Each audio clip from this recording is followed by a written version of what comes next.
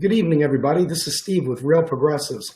I have the honor and the privilege of being able to have David Cobb, former presidential candidate for the Green Party, campaign manager for the Stein Baraka campaign, and also friend and activist and fellow steering committee member on Occupy Inauguration. I'm going to go ahead and bring David on. David, you're live with us, sir. How are you doing, sir? I'm mighty fine, Steve. Thank you so much for this opportunity. Well, the pleasure's all mine. So let's talk a little bit about this election cycle. You guys, in my opinion, hit all the right buttons, said all the right things, ran a campaign that a progressive could be proud of, that a left socialist, someone who has a passion for the 99% would want to hear. And yet all the cards were stacked against you. It was so frustrating to watch the media and the other parts of the duopoly basically cast you guys as spoilers, and it just made me dig in harder to fight for you guys. Tell me about your experience during the primaries, while you obviously had the Bernie Sanders situation going on, and then when it became Jill time at the DNC. Talk to me about that. So, Steve, I appreciate both the compliment that you've given and the hard question that is really embedded, like what happened, right? So like you, I'm proud of the campaign that Jill Stein and Ajamu Baraka ran. I'm proud of that platform. I'm proud of the supporters. I'm proud of everything. And when I saw the question, where's the party going? I'll get to that, but I want to make sure to answer Steve's question, because it's really important to recognize something, Steve, and that is with the structural barriers that are put up for alternative political parties. And I'm talking about access to the ballot. I'm talking about exclusion from the debates. I'm talking about a corporate media that mocks and ridicules the Green Party if they ever mention us at all. By the way, Fairness and Accuracy and Reporting put out a study from the August until September 30th that averaged how much airtime the major networks gave to the presidential candidates. Here's the numbers.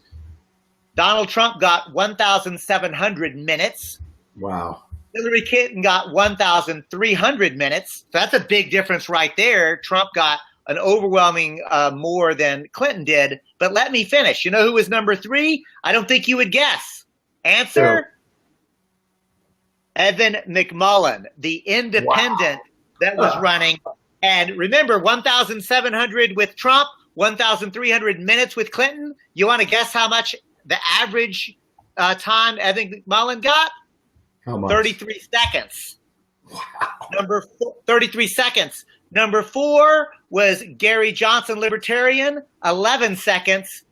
Jill Stein came in last with 3 seconds. I'm not making this up, because there was one corporate media story that included Jill Stein. That's it. So what I'm getting at is, when you really consider how this system is stacked, ballot access, exclusion from the debates, the corporate media, a voting system where people feel like they have to vote against what they hate rather than for what they want. When you think about all this, let me say it this way, Steve. This system is not merely designed to prevent the success of the Green Party. This system is designed to prevent our existence. So the fact that the Green Party and Jill Stein and Ajamu Baraka got 1.2 million votes for peaceful nonviolent revolution, the fact that down ballot candidates got over 2.5 million votes, if you look to just who was the highest vote getter in every single state, it was well over 2.5 million votes. When you consider that we elected multiple people at the local and county level across this country, we maintained our ballot lines, I think it's actually impressive what we were able to accomplish. And the last thing I'll say is this before we get into some of these other questions, and that is this, that when we think about what it is that alternative political parties have championed at the ballot box, and let me go through the list: the American Revolution itself, the abolition of slavery, women getting the right to vote, the creation of the Social Security Administration, unemployment insurance, workers' compensation laws, pure food and drug laws, ending child labor, the 40-hour work week. Steve, the entire fabric of what we today would consider the bare damn minimum for a just and decent society, that fabric was woven together thread by thread, strand by strand, by alternative political party activists. So I challenge your viewers and supporters that if we want to live in a society that will end war as foreign policy, that will actually transition away from coal and oil and nuclear power to sustainable alternative energy, if we want to guarantee a minimum wage for ourselves and our children, if we want to end the prison industrial complex, if we want to prove that Black lives really do matter and change the racist society in which we live in, if we want to democratize the money supply, if we want to amend the Constitution to abolish corporate constitutional rights, see, if we want to live in that world, not just talk about it, we've got to have the courage that our forebears had, that our ancestors had, to actually build and vote for candidates who are calling for that. I agree with that 100%. Let me just ask you this question. I was going to stay away, but you brought it up, so I'll just go ahead and touch on it real quickly. I am a huge advocate for Jill's entire Green New Deal. Like when I see it, I'm just like, oh, that's exactly what we need. And when I saw Bernie Sanders' campaign, he had what I consider to be the number one ace in the hole, and he had Stephanie Kelton as his economic advisor. Now, Stephanie Kelton is a professor at UMKC. She was also brought in to be the Senate Budget Committee chief economist for the Democrats. And she's also a proponent of the area that I focus on most, which is modern monetary theory, which I don't know that I would call it democratization of money, but what I would say is this. I would say that when our elected officials act in the interest of the 99%, our Congress, who owns by constitutional right the purse strings, it enables them to do every single thing on Jill's Green New Deal today, not in 30 years, not in 10 minutes, right now. And so for me, one of the things that drew me into this so deeply, be honest with you, wasn't Bernie Sanders. It was quite frankly that he had hired Stephanie Kelton. So when I started watching idiots like John Oliver slamming on Jill about her student debt relief, that, first of all, that is the single most important thing.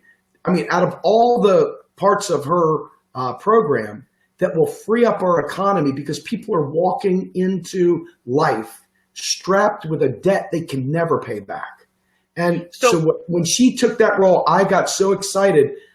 But there was some mechanics behind it that we don't need to dig into on this thing, because I don't know that this is where we have to go that deep into it. But my point is that I think everything Jill is saying can be done today if we demand it. Not in 20 years, not in 10 years, today. And that's the beautiful thing. And hopefully we can start having long-term conversations about some of this economic change that I believe can be brought to the Green Party and make you guys instantly the place to be. That's my take on it anyway. Well, listen, so Steve, I appreciate that. And, I want to be very clear with you and your audience that I know that there are some things I know very well. I'm a people's lawyer.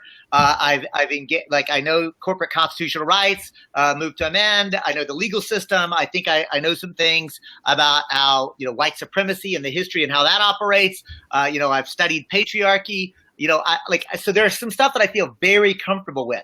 I will confess that I am a student of the concepts that I'm learning about modern monetary theory, and I'm very interested in doing that. So I don't think I'm willing to have a conversation, but just know that I don't really have many answers. I have mostly questions, and we can go there now. You could let me get educated and come back and have another conversation around it. But I do want to be very explicit and clear about something.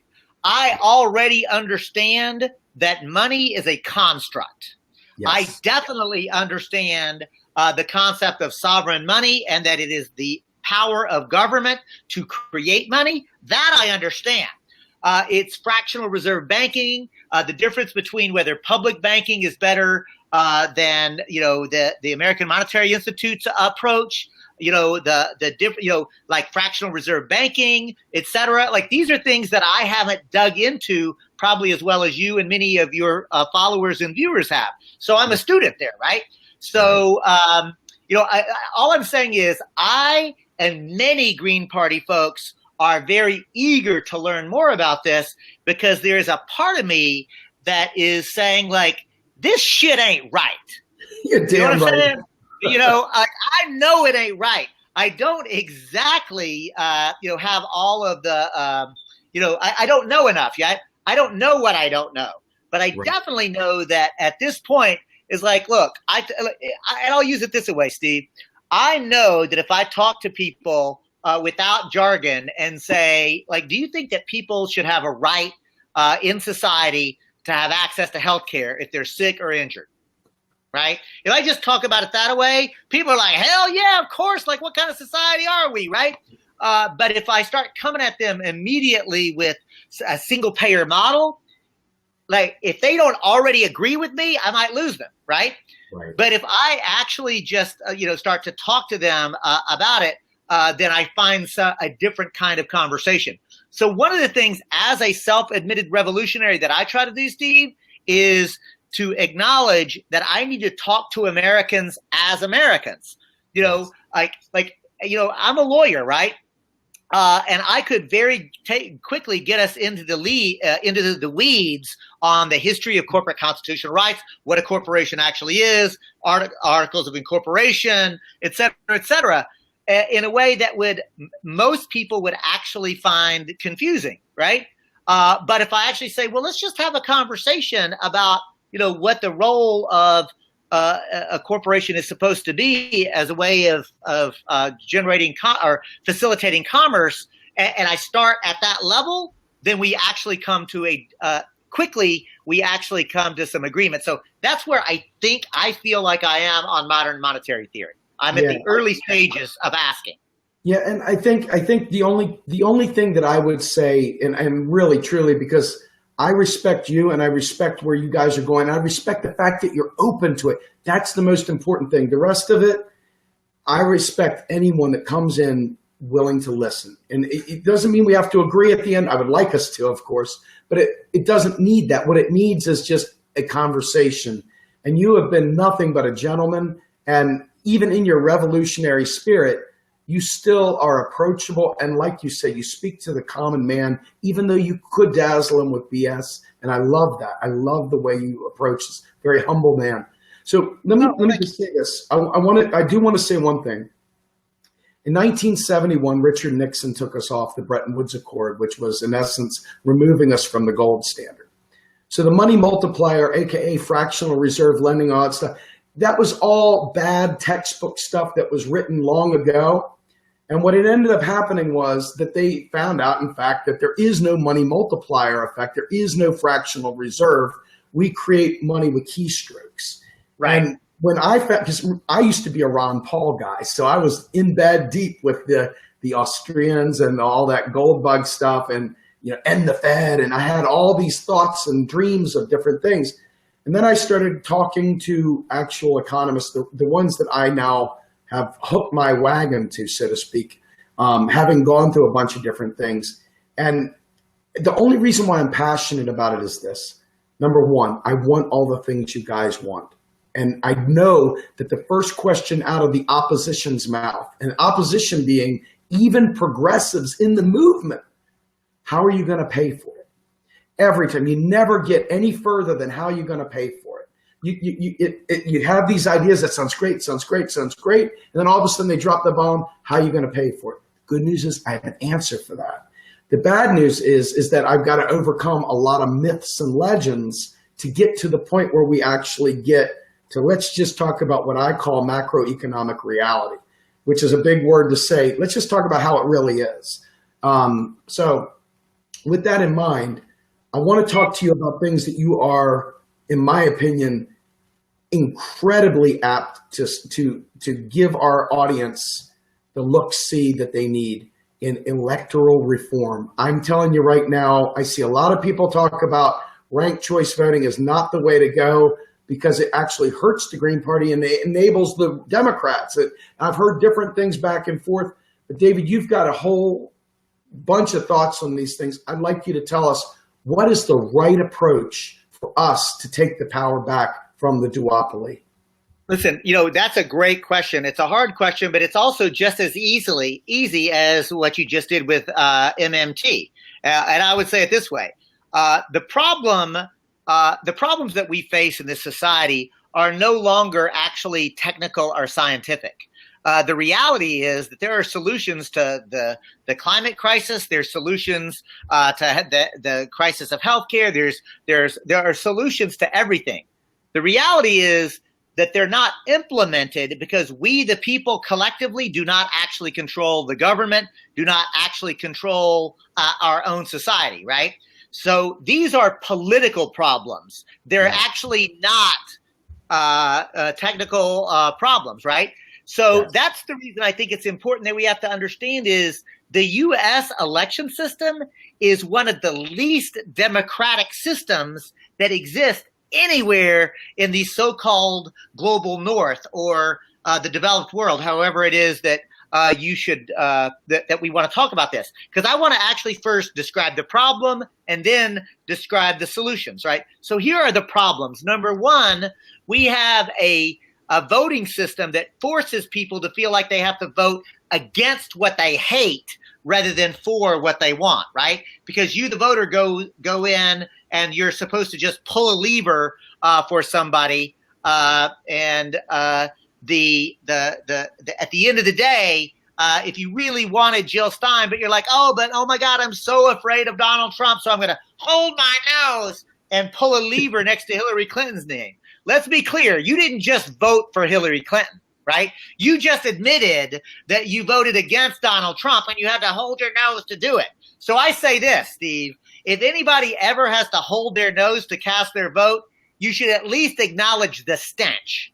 And the stench is a voting system that is forcing people to feel like they have to do that.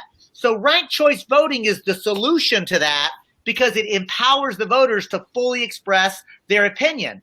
My first choice, my second choice, my third choice. We like to say that ranked choice voting is as simple as 1, 2, 3, because the voter is able to fully express her or his opinion. Counting the votes is equally easy. You just ask, well, we're going to count first preference votes, right? Because every voter still only gets one vote, but they rank order their choices. So if anybody gets a majority of those first preference votes, then she or he is declared the winner.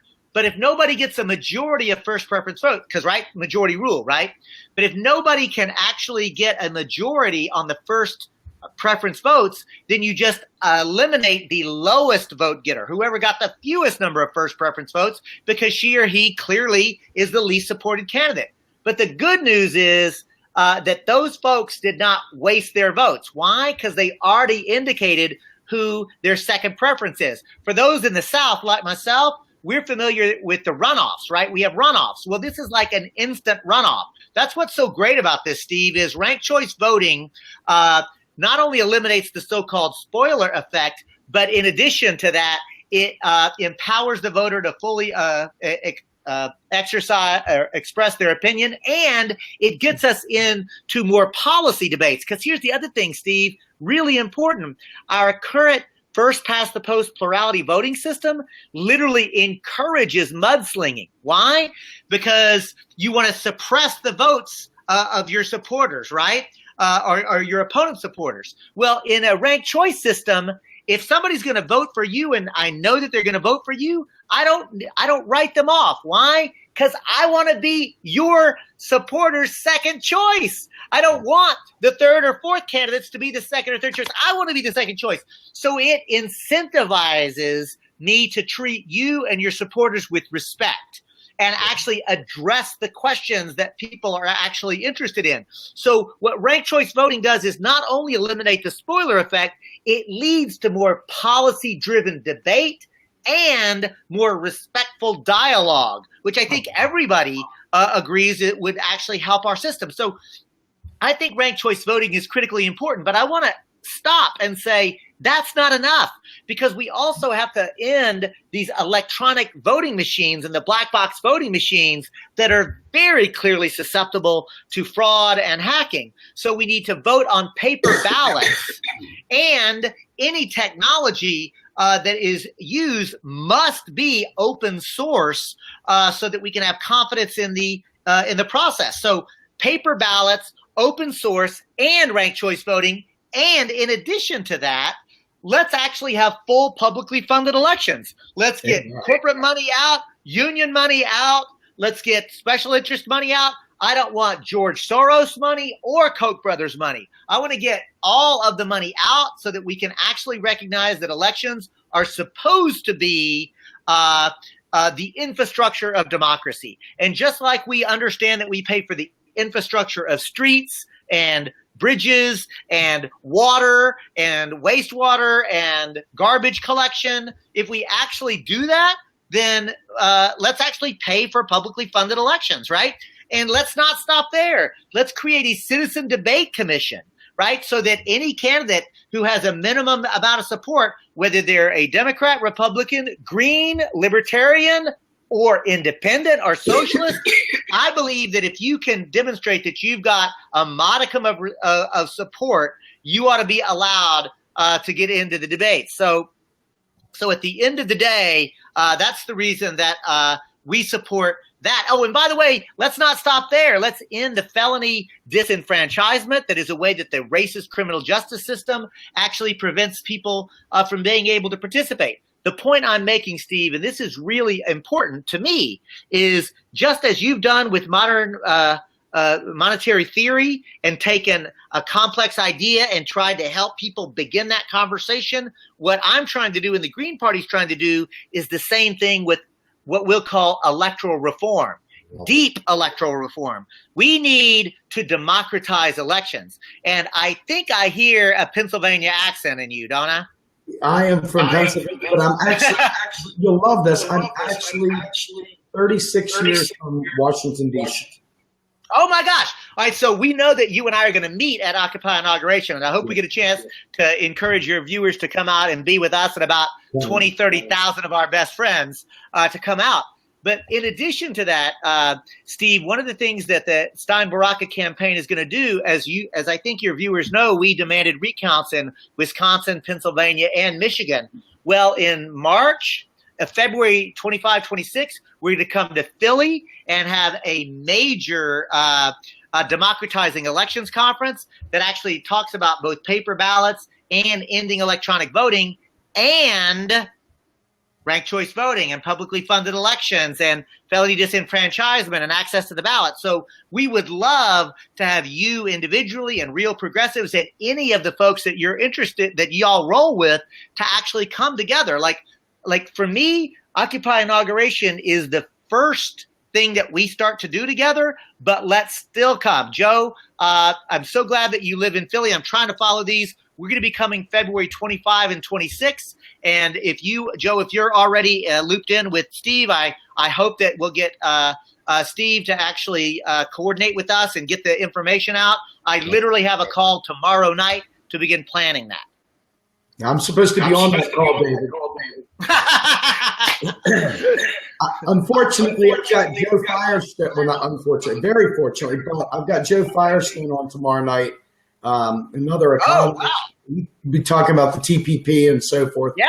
But I do have a surrogate that will be there for me on my behalf. So we will definitely. Well, that's great. I want to make sure we get as much information out to our viewers as possible. I want to flood DC with progressive Greens, independents, all the lefties of the world to scream, hell no, we won't take it anymore, and start talking about uniting and finding a way to just knock down the barriers that we're all facing. I mean, this is huge.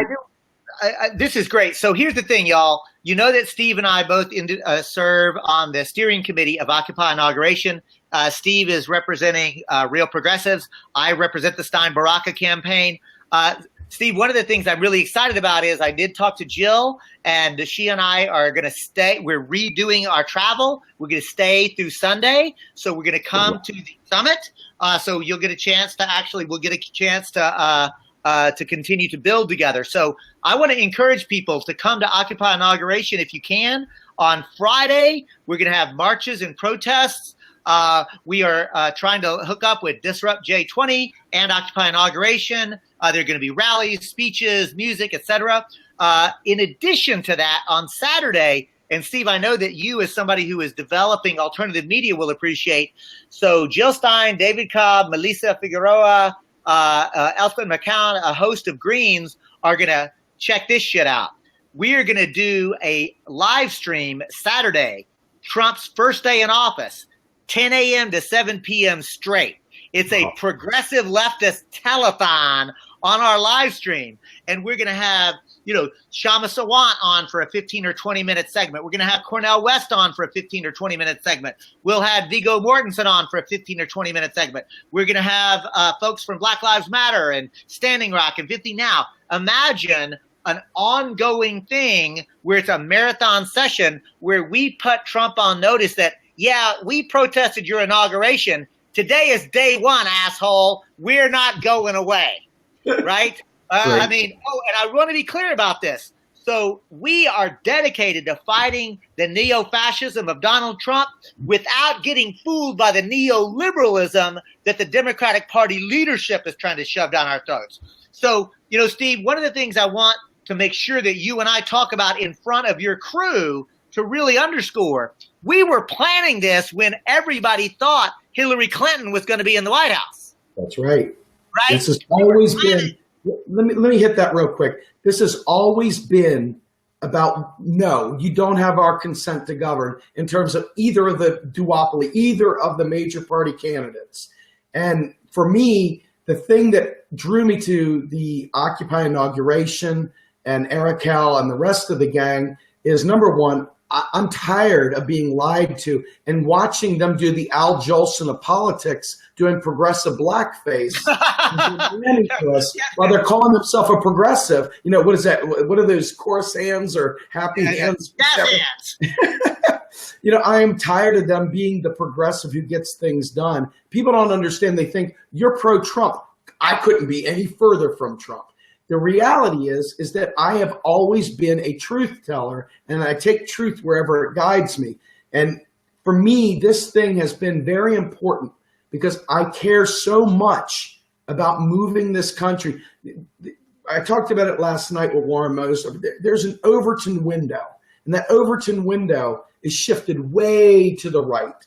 And we need to shift. And by the way, for those of you who don't know Overton window, what Steve is describing is what is actually realistically politically possible. That's known as Overton's window, to be able to get into that window. The point is that this constant, the neoliberal approach, which is the shift to the right to try to, quote, capture other voters, you know what that literally does? It literally shifts the entire Overton window to the right. So not only do you not succeed, you actually make it more difficult to succeed in the future. And it's not just, that's just so obvious. And you know what? If you read Don't Think of an Elephant and the deep framing that George Lakoff is talking about, it's like, actually, that's because that's how our minds are wired. If progressives would actually stand up and be for what we're for, we actually already have a majority.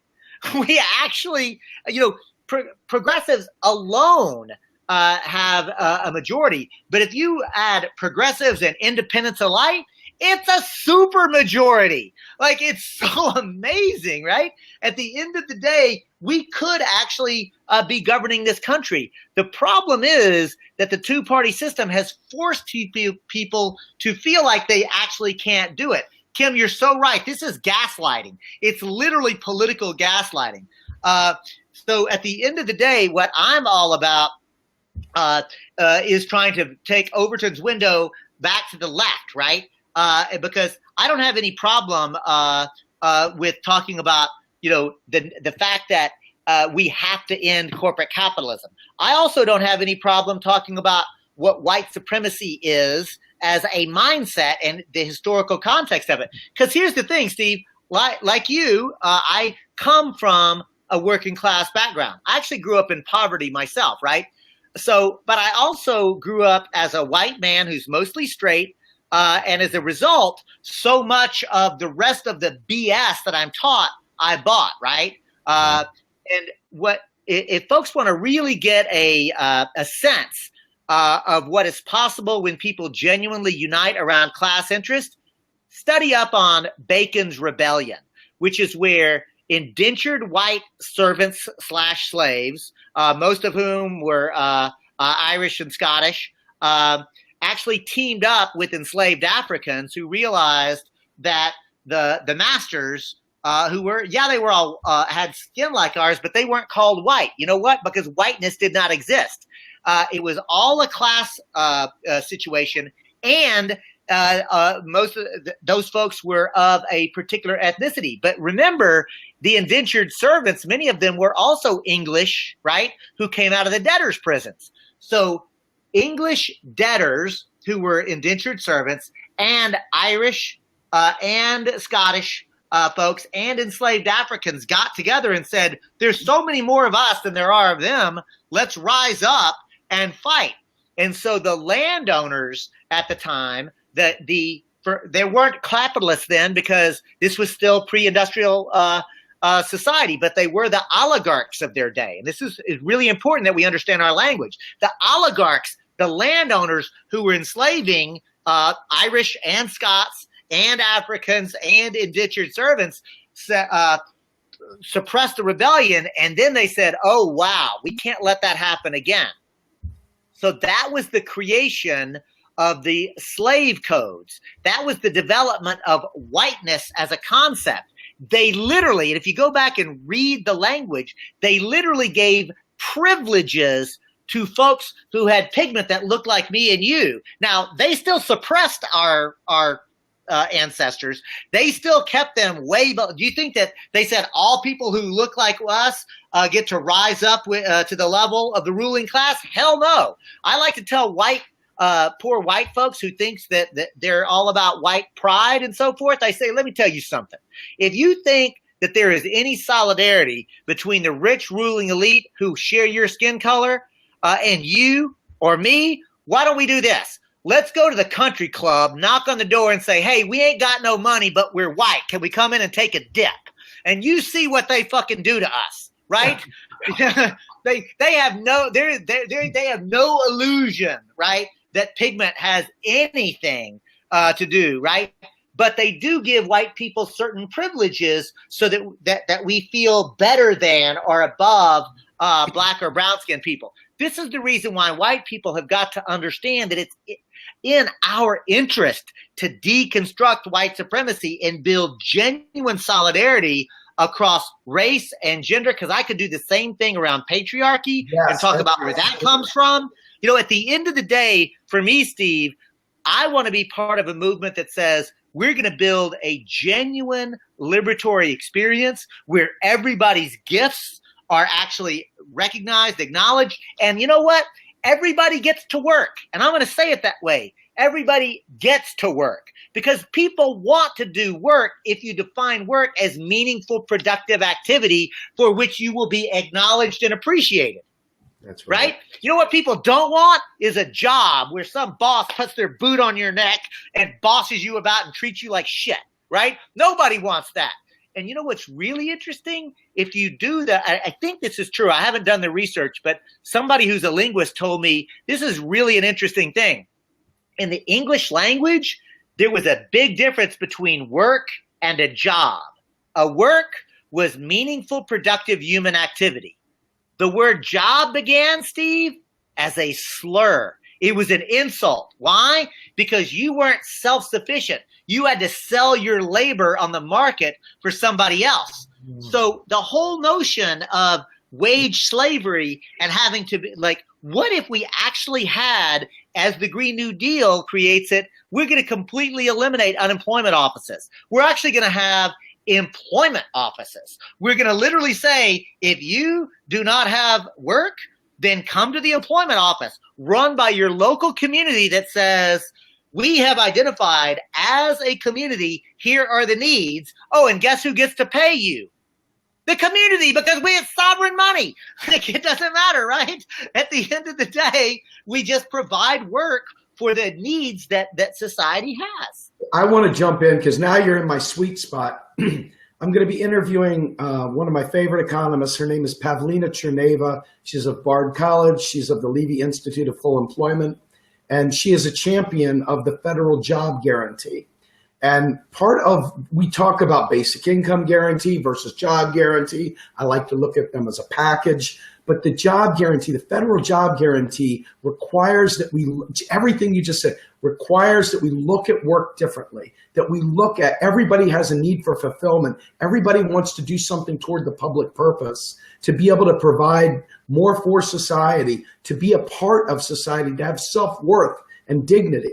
And by having a federal job guarantee, to your point, we do have a sovereign currency. We can do this today, and it is much, not only is it cheaper, but people that feel fulfilled tend to not act like desperate people. People that are not desperate tend to do things a little differently than those who are left desperate. Like, for example, I was joking around the other day. It was a very loose joke because I was actually very angry inside. And I was saying, you know what?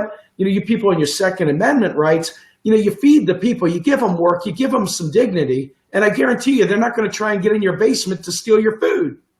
and Right. They couldn't quite grasp that. And the idea here is that when you give people the means to survive, the dignity to survive, the basic human rights, a job guarantee like what you're talking about is exactly what we need. And if you tie the economy to your labor, you have a buffer shock that all people can survive. Because us little people, we can't survive like the big corporations and like the government, like all the other aspects. We end up drowning when something happens. We're living paycheck to paycheck.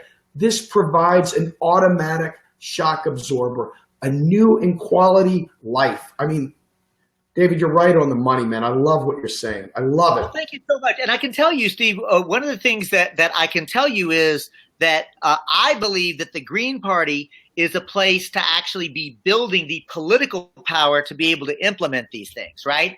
So, now at the end of the day, I don't know, exactly how we're going to build that political power, but I do know this, that Donald Trump got elected with more than half of the people not even voting. This is very important. More than half of the eligible voters did not vote, or just at half of them. Oh, and of those that did vote, less than half actually voted for Trump. So it looks like Trump got somewhere around a 22 to 23% of the eligible voters actually came out and voted for him. So we've got to resist Donald Trump and what he represents. But what we've also got to do is build power. And I think at the local level, because I forgot exactly who it was, because it was scrolling very fast. But somebody says, well, where's the Green Party going? I believe where the Green Party needs to go in 2017 in this next spring election cycle is to challenge at the local level, because many states have local elections in the spring, in the summer, and the fall. We need to actually start running candidates for office. And I believe, Steve, that it would be fantastic if Greens and other progressives and socialist alternative folks and others found ways to come together and say, let's actually build a movement that actually has the support. So Lewis says that build from the center. I don't know about that. I mean, I can tell you that I feel authentically much more comfortable building from the left, because that's where I am, right? And what I found is this, that if I go into any pool hall or bowling alley in this country and I drop the leftist jargon, but I keep the leftist content, well, they're right with me, Steve. They are right with me. I want to interrupt you for a second, Dave, because you hit on something very important. The very first interview I ever had with a Green Party person was Margaret Flowers at the People's Convention back, right before the DNC. And I'll just be honest with you. Kevin was sitting next to her. They had their TPP stand. I didn't know her from Adam. I'm serious. I was like clueless. And I was like, I am so sorry, but I'm told you're somebody I want to talk to. And she goes, well, I don't know about that, but okay. She's so sweet. And then as I started talking to her, I said, listen, I'm coming from a different place too. I don't like the Democrats at all. but I like what Bernie Sanders stood for. And I think that some of the things and the ways the Green Party says things are difficult for people that are not used to that lingo to follow along with. So you end up pushing them out of the way. Is there some way that we can make the lingo more accessible to people that are not, and I'm going to use some slur, wearing Birkenstocks and so forth, and wearing hemp bracelets and wearing patchouli oil? Is there any way to get the non-deadhead to, and she was laughing. And at the end of the day, it was like, this is it. We got to find a common language that we can speak to bridge those divides. And you're hitting David, you've hit the nail on the head every single step along the way. You're very kind. Really. Look, part of the I suspect part of the reason that we think that is because no, right? Because one of the things that for me, I really am, and I'll come back and say it again, I don't know what I don't know, right? And so I'm always willing to ask questions. And honestly, if I knew how to, talk to ordinary people in a way that would just ignite a mass movement, I'd already do it. So the reality is, and I tell people all the time that, like, look, I'm a revolutionary who wants to live in a peaceful, just, democratic, and ecological society. So clearly I don't know what I'm doing because the evidence of my failure is all around me. Look at this racist, sexist, class oppressive society, and the ruling elite seem intent on destroying the planet that we depend upon for life itself. So I am really humble about trying to figure out how to actually do this. But I do know this. If Joey grows patchouli, and I got a kick out of that. But I do know this, Steve, that if we engage people by asking genuine questions, right? Not some sort of Socratic BS that I got in law school, but genuinely questions about, well, what is the world that you want to live in? I've got some ideas, but I'd like to hear yours. And if we start to engage people at that level, what I've usually found is pretty quickly I find some common ground. And one of the things that I actually tell people, hey, well, I did see it, Joey. I'm trying to watch these; they go pretty fast. But I did see a couple of them. That y'all make me chuckle. But here's the thing, Stephen. This is really important, and that is this: that if I agree with somebody 90%, but I have 10% agreement, how I try to proceed is then I'm going to spend 90% of my time trying to find things that we can work on together. One thing that the progressives and the lefts do way too much of is to say, okay, yeah, we agree on 90, 95%, but that 5%, I got to now convince you and beat you up until you see that the error of your 5%. It's like, oh my God, what a foolish thing. Like, the people's front of Judea and the Judean people's front, man. It's Monty Python. That's exactly right. That's a great, in fact, that ought to be part of our political education. That scene from The Life of Brian, everybody should have to watch that. We hate the Romans. We hate the Romans. Oh, yeah. The only people we hate more than Judean people's front. Right? I mean, that's exactly right. So all I'm getting at is this. One of the things that's really exciting to me about Occupy Inauguration is that I'm having the experience with a lot of people who mostly agree, and instead of getting caught up in the political philosophical disagreements that we have that says, yeah, exactly, Laurie, time for some teamwork, and we're going to actually work as a team together, right? And yeah, we're going to open up the space for some political challenges and difficult conversations, but right now we're doing the work of having protests, demonstration, marches, and et cetera, right? And so one of the things for folks at Occupy Inauguration, we've already talked about the marches, protests, and rallies on Friday. We've already talked about Saturday, the kind of live streaming that we're going to be doing. In addition to that, Saturday evening, Socialist Alternative, Stein, Baraka, and the Green Party are going to get together with Occupy Wall Street and do a big, massive political discourse. And we're actually thinking about inviting either Tim Canova or maybe Pramila Jayapal, a Democrat, to say, let's have the conversation. Because as progressives, we don't think the Democratic Party is actually the way forward. But we're going to have, Jill Stein from the Green Party, Chris Hedges, Shama Sawant, and we're going to let one other Democrat coming and say, okay, you make the case, because we've got three people here who are going to make the case for independent progressive politics. Again, my mentor, Jerome Scott, so a shout out to Jerome, taught me a valuable lesson, Steve. He said this, David, Tulsi actually might work, Juan, that's a good point. But Jerome Scott taught me this and said, David, you can't win a political argument and debate if you're not willing to have it. That's right. So let's have the debate. I want to challenge those people who were following Bernie into the Democratic Party, and I want to have that debate, because I'll tell you this: I know that you were really inspired by Bernie Sanders. Lots of people were, and I totally get it. But let's acknowledge that at this point, after Bernie basically had the Democratic Party's nomination stolen from him by the DNC, let's be very clear about his plan of our revolution. Is he says, let's go into the Democratic Party, build another organization, go into the Democratic Party, take it over, and shift it left. Now, I want to stop for a moment and tell you, I cut my teeth in electoral politics with Jesse Jackson in 84 and 88. And I learned a lot working for and with Jesse Jackson. I learned as a white person how to put myself under the leadership of people of color. I learned how to build relationships between environmentalists and workers and unions. I learned about Palestine and foreign policy for the first time. I learned a lot of stuff.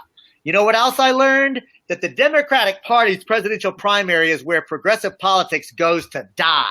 Because all of the enthusiasm, all of the energy, all of the excitement that gets built up is squashed by the DNC and the leadership of the Democratic Party.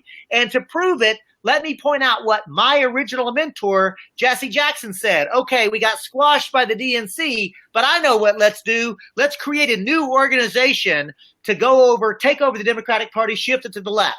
That was called the Rainbow Push Coalition. 4 years later, Jerry Brown, progressive upswelling in the Democratic Party, squashed by the DNC. He says, I know what let's do. Let's create a new organization, go into the Democratic Party, shift it to the left.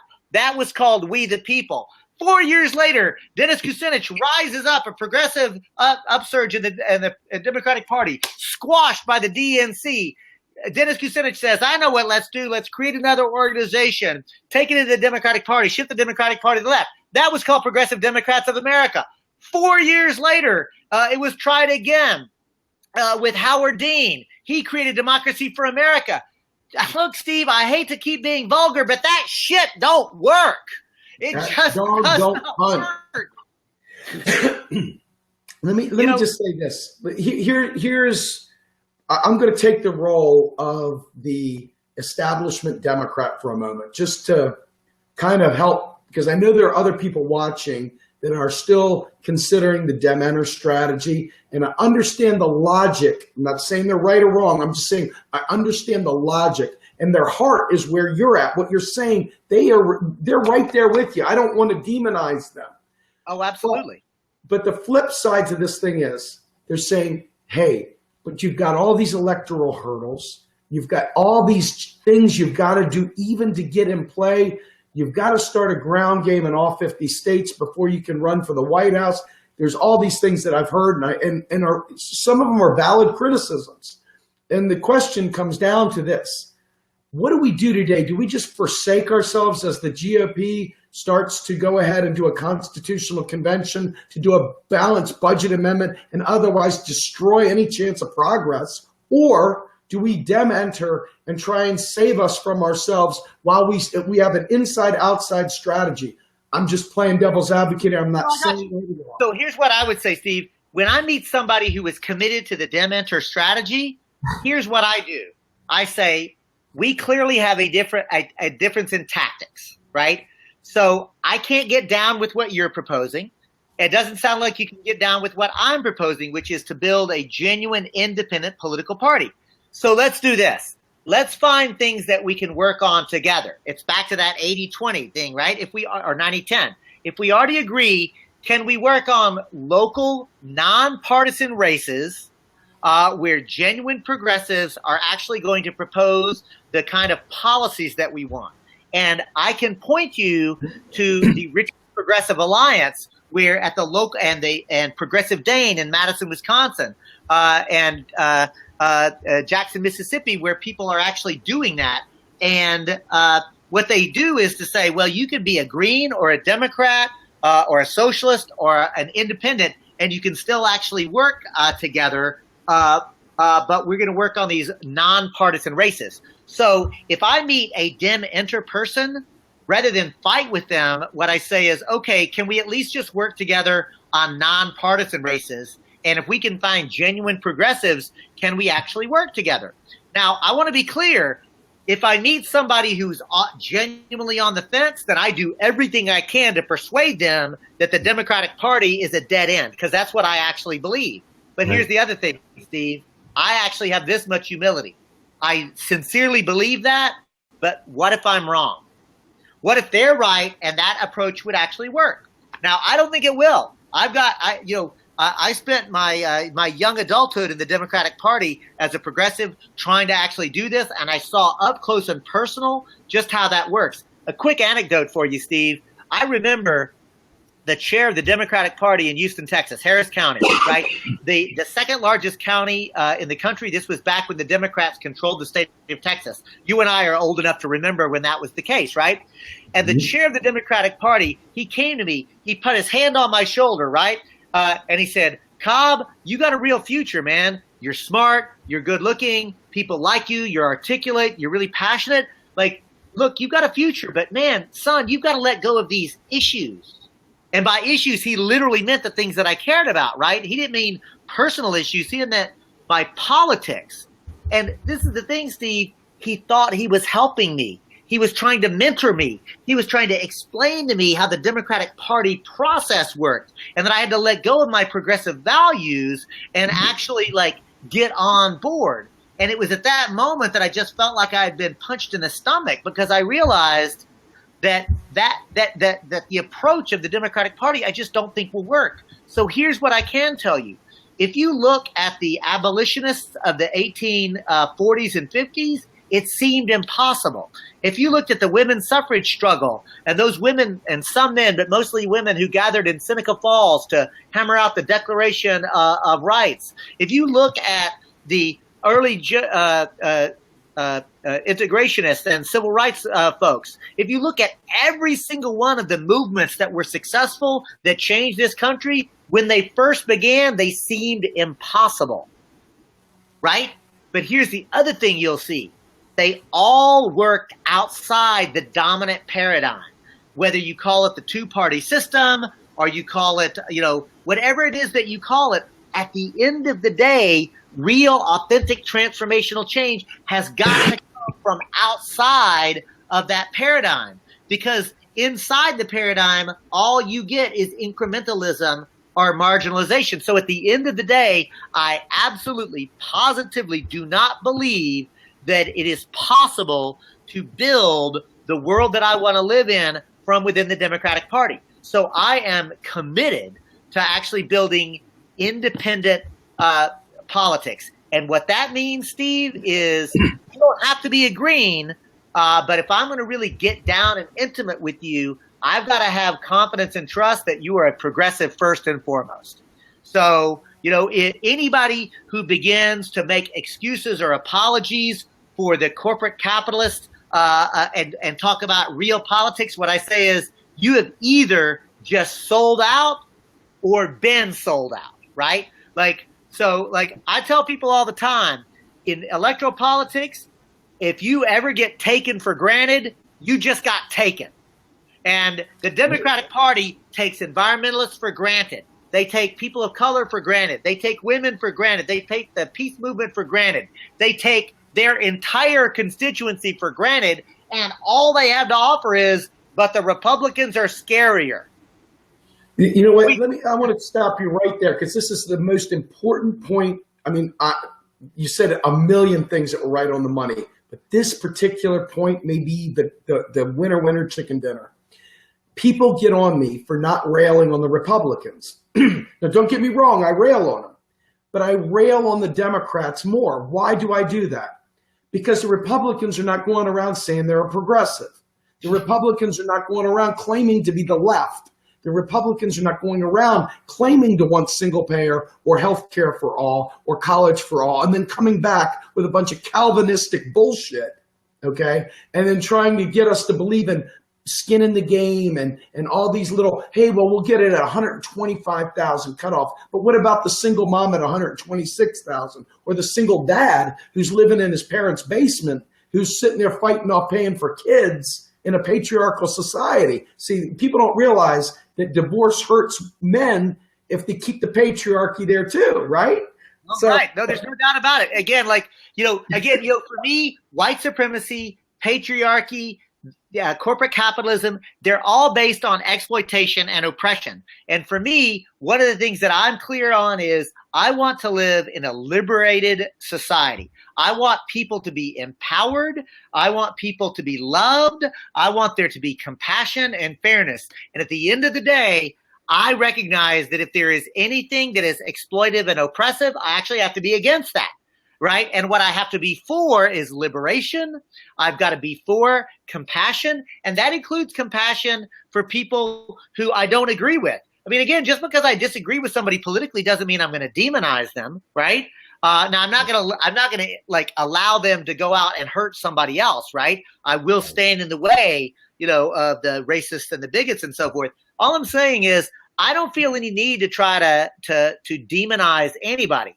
I do think that there are some people who are just flat out wrong, but I also know this, Steve, that there are plenty of people that if I take the time to engage them, I think I can win them over. And at the end of the day, if I can't win them over, well, I at least want to end with them saying, well, at least Cobb had, he was respectful. I mean, I don't want them to be able to demonize the left either, just from me, right? Like, I'm very clear, I'm a progressive and I'm trying to win people over. That's right. So let me ask you a question. We're up against the we can go on. There's no advertising. Well, I mean, I'm going to have to jump off myself because I've got actually another call. So okay. So let me ask you one final question to close this thing out. For those people who are on the fence right now, what is the sales pitch for joining up with the Green Party? In just a quick elevator. I'm going to do it like this. I know, Steve, real progressives, most of the people who are watching this probably already self-identify as progressives. So I'm going to start with that as my audience, right?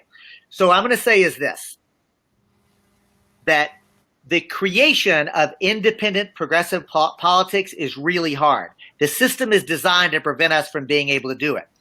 So all of the problems that the Green Party might have and all of the critiques that people might offer against the Green Party, let's say you're probably right. Lots of work that we have to do. But I promise you this, Steve, any political party that tries to actually challenge the duopoly are going to have to face the same challenges and problems that the Green Party has. So I would invite you don't waste your vote on the failed two-party system that throws progressives under the bus while they pretend to be progressives. Invest your vote in a movement for real change. So don't just vote for Green Party candidates, but register Green in any state that you can actually do this. Join the Green Party like Susan did in Minnesota. Join the Green Party in a way that actually will grow those numbers. Because if you're an independent and you say, well, I don't want to join a political party. Well, okay, that's your right to do. But what have you done with your party registration? Because when you register Green, Steve, you vote for peace every single day. You vote for social justice every single day. When you vote, when you register Green, you're literally voting for a paradigm shift. And if you get involved in the Green Party, then you can help educate other Greens about modern monetary theory. You can actually be participatory with a movement that is actually trying to do those things. So my appeal is register Green. You don't have to go to Green Party meetings unless you want to, but your party registration and voting for Greens is a very powerful way to engage your progressive politics. Thank you so much, David. So with that, David, I'm going to ask you point blank, any access you can give me to these people that are players in the movement that I can elevate, or people that are already in that spot. I know I'm a small fish in a big ocean, but we have a pretty good following. These people really love hearing what you got to say. I'd love to have you back again. I'd love to, if you can help me out getting some of these other folks, I would love that as well. I really want to make sure that we capitalize on this and elevate. Let's do it. And listen, I appreciate it, Steve, and I appreciate.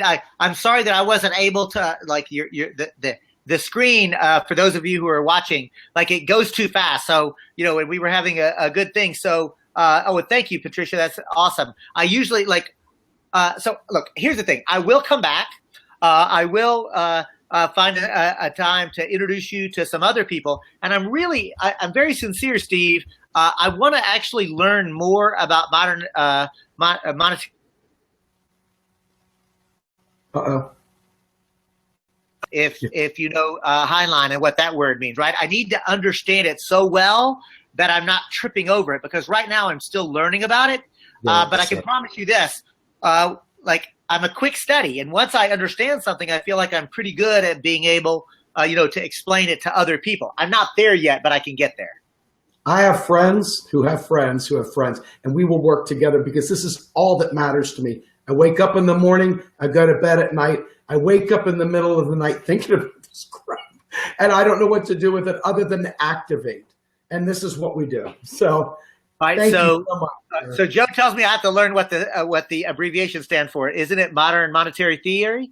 Modern monetary theory is a branding name. Some people call it monetary sovereignty. It originally started as Mosler economics, and what Ellis Winningham would call it, period, is currency analysis, aka simply macroeconomic reality. It's not prescriptive. It's not telling you what to do, telling you what not to do. It simply describes what is, and that's where your ideas, the political ideas, become prescriptions within the realm of what is possible. This is the beautiful thing, and this is what I think Kevin said, and he was off a little bit, and I didn't want to go too deep into it because that wasn't what I brought them on for.